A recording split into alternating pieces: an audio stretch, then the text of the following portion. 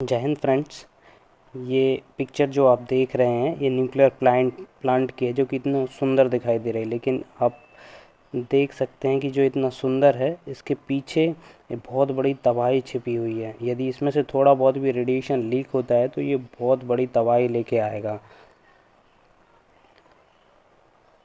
तो आज हम समझेंगे कि जो रेडिएशन होता है वो कैसे बॉडी को अफेक्ट करता है और कैसे एंटी रेडिएशन पिल से इसका प्रिवेंशन हो सकता है, जो कि इस समय अच्छा खासा चर्चा में बना हुआ है एंटी रेडिएशन पिल्स। क्योंकि यूरोपियन यूनियन जो है उसने डिसाइड किया है कि वो 50 millions anti radiation pills donate करेगा और डिस्ट्रीब्यूट करेगा, जो न्यूक्लियर प्लांट है यूक्रेन में, वहाँ पर डिस्ट्रीब्यूट करेगा जो आसपास जो लोग रहते हैं।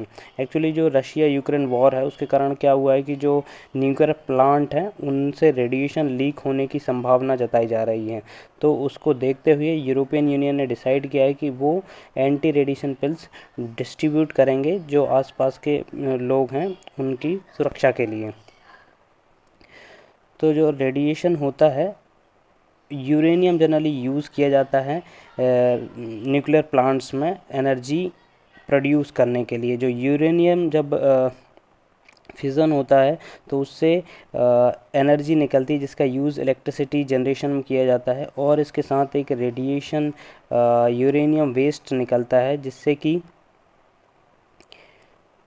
यूरेनियम वेस्ट निकलता है जो कि हमारी बॉडी के लिए हार्मफुल होता है। तो जो यूरेनियम वेस्ट होता है उसमें मोस्टली रेडियो एक्टिव आयोडाइड्स होता है। रेडियो एक्टिव आयोडाइड जो बहुत हार्मफुल होता है और वो हमें कैसे अफेक्ट करता है तो वो हम आगे समझेंगे।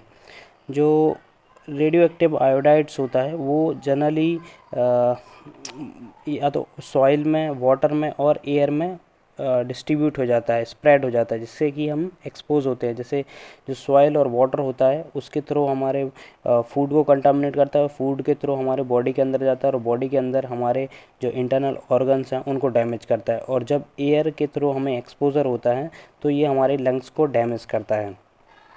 तो आगे हम समझेंगे कि ये कैसे डैमेज करता है। तो नॉर्मली जो आयोडीन होता है, तो नॉर्मल जो आयोडीन होता है वो हमारी बॉडी के अंदर जाता है, फिर वो ब्लड के थ्रू थायराइड ग्लैंड में जाता है और थायराइड ग्लैंड इसे अपटेक करती है। और जो थायराइड सेल्स होती हैं, थायराइड ग्लैंड में सेल्स होती हैं, वो थायराइड हार्मोन प्रोड्यूस करती हैं और थायराइड हार्मोन रिलीज़ होता है ब्लड स्ट्रीम में और नॉर्मल फंक्शनिंग के लिए रिस्पॉन्सिबल होता है। बट जो रेडियो एक्टिव आयोडीन होता है वो थायराइड ग्लैंड अपटेक करती है और जो रेडियो एक्टिव आयोडीन होता है वो जो थायराइड सेल्स होती हैं उनको, उनके डीएनए को डैमेज करता है, जिससे कि थायराइड कैंसर होता है। फर्दर ये हाइपोथायरॉयडिज्म और हाइपरथायरॉयडिज्म कॉज करता है। हाइपरथायरॉयडिज्म मतलब कि जब थायराइड हार्मोन एक्सेस में बनता है, और हाइपोथायरॉयडिज्म मतलब जब कम बनता है। दोनों ही कंडीशन बेकार होती हैं। एक नॉर्मल थायराइड हार्मोन का लेवल स्मूथ फंक्शनिंग के लिए रिक्वायर्ड होता है। तो ये हमने समझा। तो अब कैसे एंटी थायराइड पिल्स जो हैं वो इफ़ेक्टिव हो सकती हैं इस रेडियो एक्टिव टॉक्सिटी में।